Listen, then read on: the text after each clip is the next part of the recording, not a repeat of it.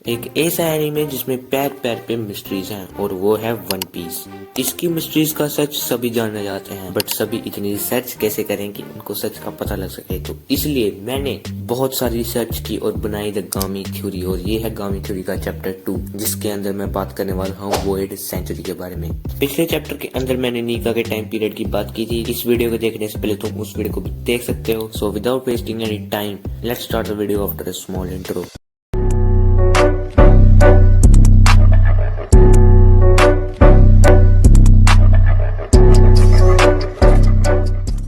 देखो, जो अपनी वर्ल्ड सेंचुरी है ये हुई थी अपने वन पीस के प्रेजेंट टाइमलाइन से 800 साल पहले, और ये वर्ल्ड सेंचुरी काफी ज्यादा मिस्टीरियस है बिकॉज सीरीज के अंदर मल्टीपल टाइम्स इसका जिक्र आ चुका है। और काफी सारे mysterious characters like Imu, Joy Boy, Emet and Zunesha, ये सारे के सारे वर्ल्ड सेंचुरी के ही बंदे हैं। लाइक वर्ल्ड सेंचुरी की एक ऐसी मिस्ट्री जो प्रेजेंट वन पीस टाइम के अंदर घूम रही है, वो है विल ऑफ डी। और भाई ये विल ऑफ डी की मिस्ट्री इतनी ज्यादा इम्पोर्टेंट है, अगर तुम अपना डी निको रोबिन को दिखा दोगे तो भाई वो तुम्हें खुशी से बीजे।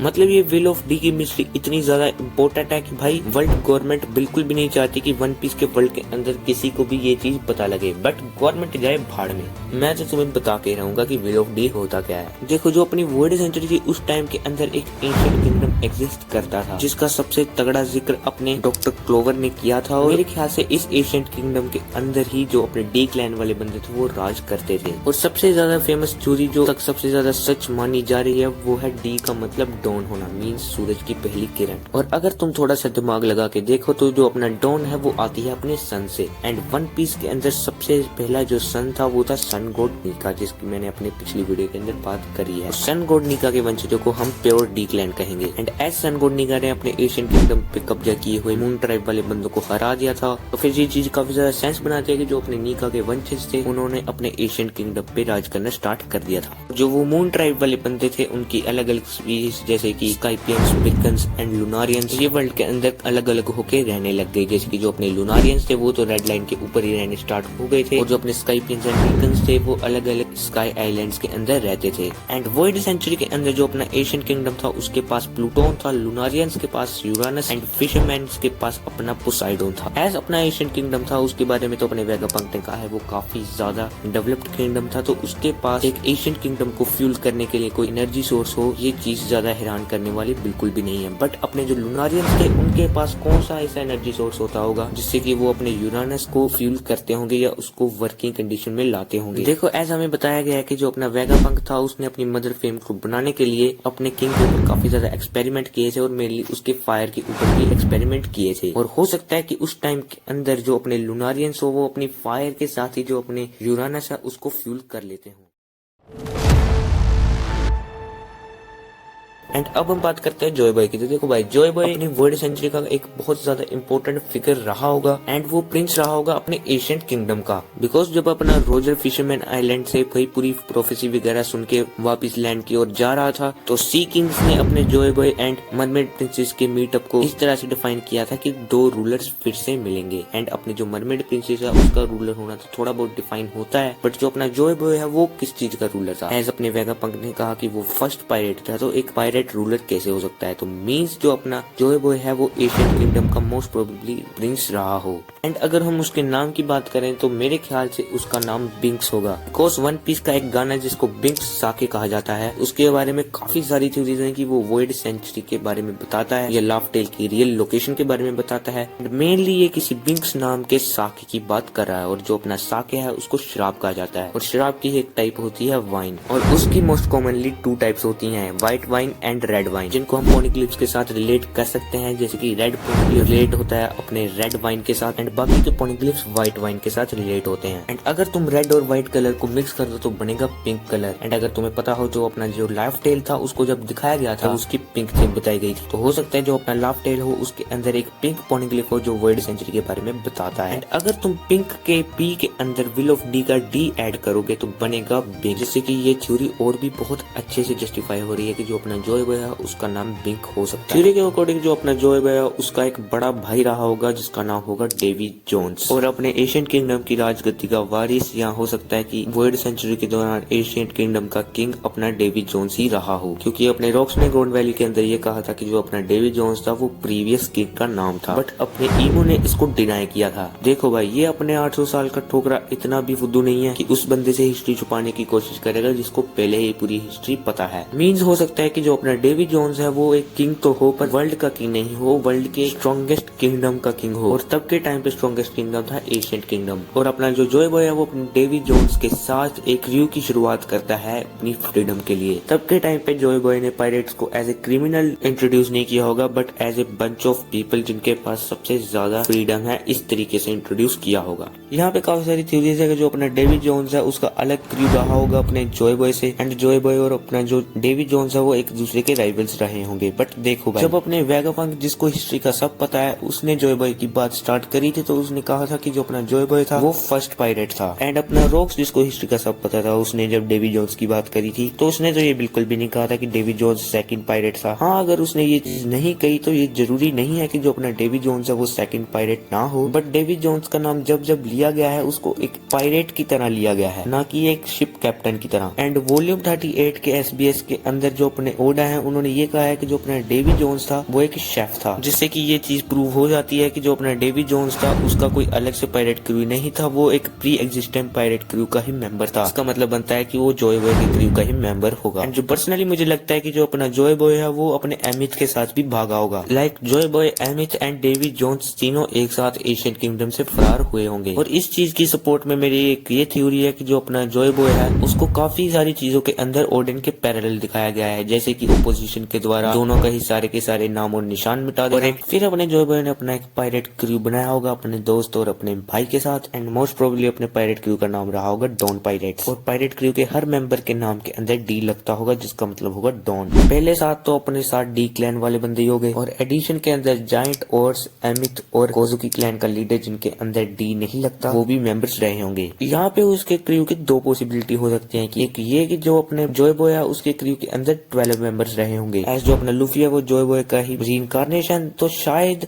इन दोनों के क्रू के अंदर भी कोई सिमिलैरिटीज हो। एंड जो अपने ओडा सेंस है उन्होंने अपने स्ट्रॉ हैट्स को 12 चाइनीज ज़ोडिएक साइंस के साथ रिसेंबल किया है। और दूसरी थ्योरी ये है कि जो अपना जोय बॉय है उसके क्रू के अंदर हर एक रेस का एक एक मेंबर रहा हो।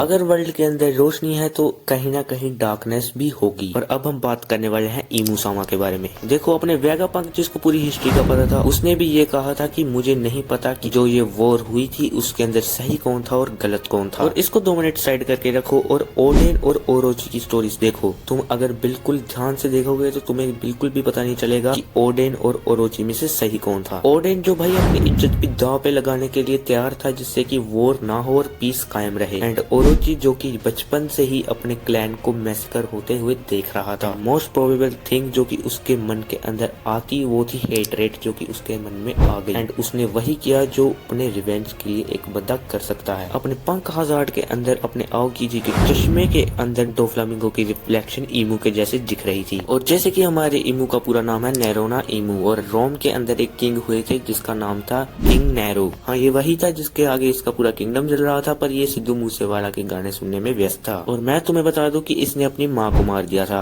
और ये सिमिलर चीज है अपने डोफ्लामिंगो से जिसने अपने बाप को मारा था। और जो अपने किंग नैरो थे ये अपने बचपन में अपनी बुआ के यहाँ पे रहे थे और काफी लोनलीनेस के अंदर इनका चाइल्डहुड गया था। और अब थोड़ा सा गौर करके देखो, ओरोची, डोफ्लामिंगो और नैरो जितने भी कैरेक्टर्स हमने ईमू के साथ लिंक किए हैं वो सारे के सारे एक चीज कॉमन लेके बैठे हुए हैं, और वो है एक बहुत घटिया चाइल्डहुड। एंड एज हम देख सकते हैं कि जो अपना ईमू है वो हर टाइम अपने नेचर के साथ ही कनेक्टेड रहता है। उसके फैंटम चैम्बर के अंदर भी भाई और कुछ नहीं बस गांजा और काफी सारे सुंदर फूल उगे हुए हैं, जो इतना तो बताता है कि भाई इसके बचपन में कुछ तगड़ी गलत चीज हुई है इसके साथ। नहीं कमेंट सेक्शन में ये मत लिखना कि इसको मामा ने गलत तरीके से छुआ होगा। एंड एज इसको बटरफ्लाइज के साथ भी काफी अच्छे से दिखाया जाता है, एंड बटरफ्लाइज शो करती है Metamorphosis and overcoming the dark times को। और इससे ये काफी अच्छे से चीज पता लग रही है कि जो अपना ईमू है उसका बचपन बहुत ही ज्यादा सैडनेस के अंदर बीता होगा। फिर उसके मन में हेट्रेड पैदा हुई और उसके मन में और कोई भी फीलिंग के लिए जगह नहीं रही और फिर वो बड़ा हुआ और उसने अपनी पावर्स को गेन किया।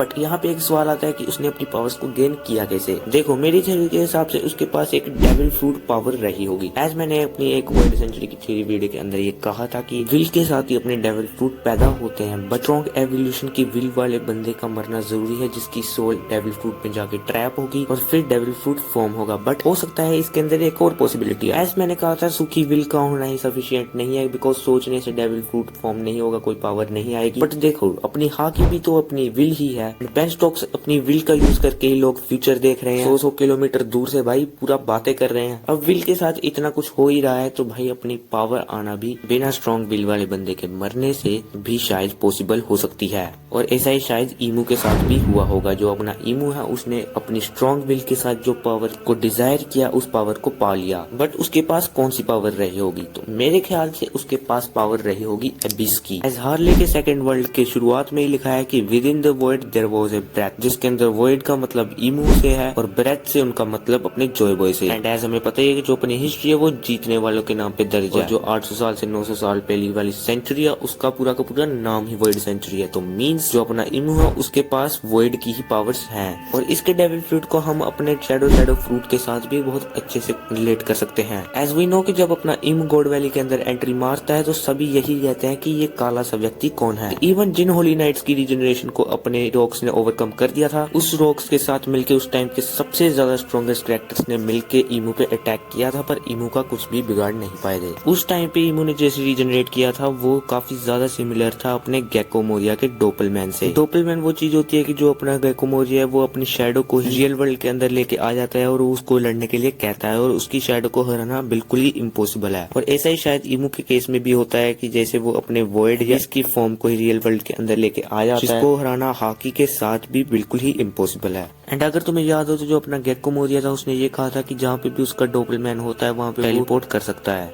और जिस टाइप से अपना ईमू पावर बांटता फिरता है वो भी मैकेनिज्म पे बेस्ड है। वो सभी के सभी होली नाइट एंड गोरोसेस को भाई अपनी एक एबिसल फॉर्म की पावर्स देता है। और मेरी थ्योरी के हिसाब से जैसे डेविल सीधा सोल का कॉन्ट्रैक्ट बनाता है वैसे ही अपना ईमू भी है। जैसे कि अपने रॉक्स ने गॉड वैली के अंदर ईमू को देखते ही उसे रैट किंग कहा था। और जो अपना रैट किंग है वो एक ऐसा फिनोमिना है जिसमें कई सारे चूहों की पूंछ आपस में उलझ जाती है। और शायद ईमू के अंदर भी काफी सारी सोल्स हैं जिसकी वजह से उसकी वॉइस भी काफी ज्यादा ग्लिच्ड होती है। और अगर हम अपने ईमू की पावर्स की बात कर रहे हैं तो उसकी हाकी की भी बात करें, उसकी हाकी काफी ज्यादा स्ट्रॉन्ग होने वाली है। तुम जॉय बॉय की हाकी बिल्कुल भी जज नहीं कर सकते कि जो अपना ईमू है वो कोई फुद्दू बंदा होगा। अपने वॉरक्यूरी की कॉन्करर्स हाकी ने ही अपने लूफी की हालत टाइट कर दी थी। और ईमू जो कि अपने वॉरक्यूरी से भी कई हजार गुना ज्यादा स्ट्रॉन्ग है, उस ईमू की कॉन्करर्स हाकी अपने वॉरक्यूरी से कितनी स्ट्रॉन्ग होगी। और एक चीज जो मैंने नोटिस किया है, जो अपना ईमू है जब भी वो किसी को पावर्स देता है वो वही पावर्स देता है जो उसके पास है, जैसे कि रीजनरेशन, टेलीपोर्टेशन एंड ये सब। बट रीजनरेशन एंड टेलीपोर्टेशन हो सकता है उसकी खुद की ही पावर्स हो जो उसने खुद अपने डेविल फ्रूट से ही गेन करी थी। बट एक पावर जो उसने खुद के डेविल फ्रूट से एक सर्जरी से ऑब्टेन करी थी वो थी अपनी इटर्नल यूथ। अगर तुम थोड़ा ध्यान दो तो अपनी जो इटर्नल यूथ की सर्जरी है वो कभी भी किसी को इमोर्टल नहीं बनाती, वो सिर्फ और सिर्फ पूरी जिंदगी के लिए जवान रहने की ही एबिलिटी प्रदान करती है। तुम्हें तो पता ही है कि जो अपने इटर्नल यूथ की सर्जरी है वो एक बार पहले ही हो चुकी है। ईमू से अच्छा कैंडिडेट इसके लिए और कौन हो सकता है। अब हमें अपनी ईमू की पावर्स का तो पता ही है, बट अपने ईमू ने अपनी पावर्स का करा क्या होगा। एज उसे रियल लाइफ डेविल लूसीफर से कनेक्ट करके देखे तो जो अपना लूसीफर था उसका सबसे बड़ा दुश्मन गॉड ही था। एंड अपने वन पीस वर्ल्ड के अंदर 800 साल पहले लूनारियंस को गॉड माना जाता था। ईमू ने अलग अलग 19 किंगडम्स के साथ अलायंस बनाई होगी और अटैक किया होगा लूनारियंस के ऊपर। लूनारियंस की उसने फील्डिंग सेट करके अपने रेड लाइन के ऊपर कब्जा कर लिया होगा। उसके पास एशियंट वेपन भी आ गया था और गॉड्स को हराने के बाद उसके पास गॉड का दर्जा तो आ ही गया होगा। उसको और किसी के साथ कोई लेना देना नहीं होगा, बट चुल मच रही होगी अपने जॉय बॉय को। एज हार्ले के अंदर हमारी एक लाइन आती है कि forest God tamed the demons. यहाँ पे फॉरेस्ट गॉड अपने ईमू को बताया जा रहा है उसके कमरे के अंदर बहुत हरियाली है। एंड ये लाइन शायद अपने ईमू के पावर्स के एक्सपेंशन को शो कर रही है और यहाँ तो यहाँ ईमू की अलायंस के बारे में बता रही है जो उसने 20 किंगडम्स के साथ बनाई थी, क्योंकि मोस्ट प्रोबेबली उस टाइम पे ईमू को छोड़ के बाकी राजा भी बहुत कमीने होंगे। एज हमारे डॉन क्यूटे फैमिली के राजा को ही देख लो, वो बंदा अलग ही लेवल का था। वो इन बोनों से भाई काफी ज्यादा मजदूरी करवाता था। और ईमू बहुत ही शरीफ खानदान के लोगों के साथ तो संबंध नहीं बनाएगा अपने प्लान को अंजाम देने के लिए, जिसकी वजह से उसने दुनिया भर से कमीनों को छांट कर अपने साथ अलायंस बनाई होगी। यहाँ पे एस फर्स्ट 20 ने अपने लुनारियंस को हरा दिया था एंड रेड लाइन के अंदर अपना जॉय बॉय चाहता था कि फिशरमैन रहे, जिससे कि उसने लुनारियंस के साथ बात भी करी होगी, लुनारियंस मान भी गए होंगे।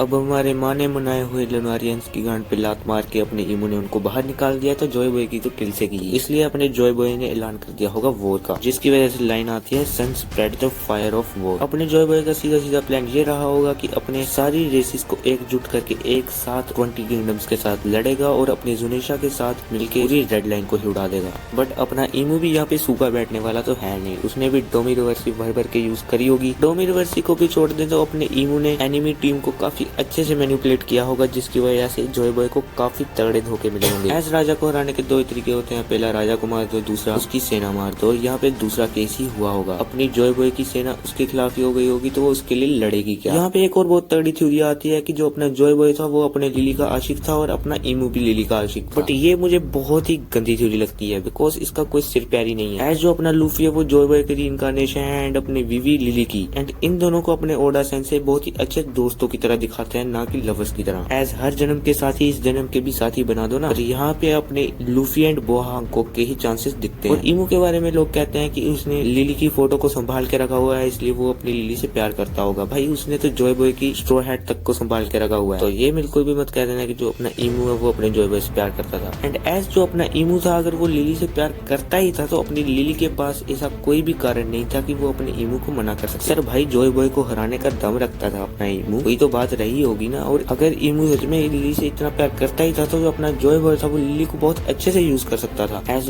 लिली जो अपने जॉय बॉय की फ्रेंड रही होगी। तो अगर अपनी लिली अपने इमू को सीधा कह देती कि वॉर को खत्म कर दो तो वो कर देता। देखो अपने इमू और लिली की कोई भी स्टोरी का चांस ही नहीं है, बिकॉज स्टोरी के अंदर हमें जितने भी हिंट्स दिए गए हैं उनसे कोई भी सेंस नहीं बन रही है अपने इमू और लिली की। बाकी फ्यूचर के अंदर अगर ओडा सेंस से धक्का मुक्की करके लिली और इमू की कोई बात बना ही देते तो मैं क्या कर सकता। बाकी अगर हम वॉर की बात करें तो जो अपना जॉय बॉय है उसकी सेना ही अपने जॉय बॉय का साथ छोड़ गई, तो जॉय बॉय तो ऑटोमेटिकली ही हार गया। एंड मेरी थ्योरी के अकॉर्डिंग जो अपना डेवी जोन्स है उसने भी जॉय बॉय को धोखा दिया होगा। एज तुम अपने वंडर डेक्कन का ये थीम सॉन्ग सुनो। हाँ मैं ये नहीं कह रहा कि जो अपना वंडर डेक्कन है वो अपनी डेवी जोन्स ही है, इतने सट्टे लगाऊंगा तो मेरी थ्योरी बहुत हद तक खराब होएगी। बट अगर हम इस सॉन्ग को डेवी जोन्स के साथ रिलेट करना चाहें तो बहुत हद तक किया जा सकता है, बिकॉज जो वंडर डेक्कन है उसकी कहानी भी डेवी जोन्स से बहुत ज्यादा मेल खाती है। एस डेवी जोन्स को श्राप दिया था अपने गॉड ने कि वो सारी जिंदगी तक डीप सी के अंदर ही रहेगा और उसे इमोर्टैलिटी का भी कर्ज मिल गया था। एंड ऐसी स्टोरी अपने वंडर डेक्कन की है जिसको अपने डेविल ने कर्ज दिया था।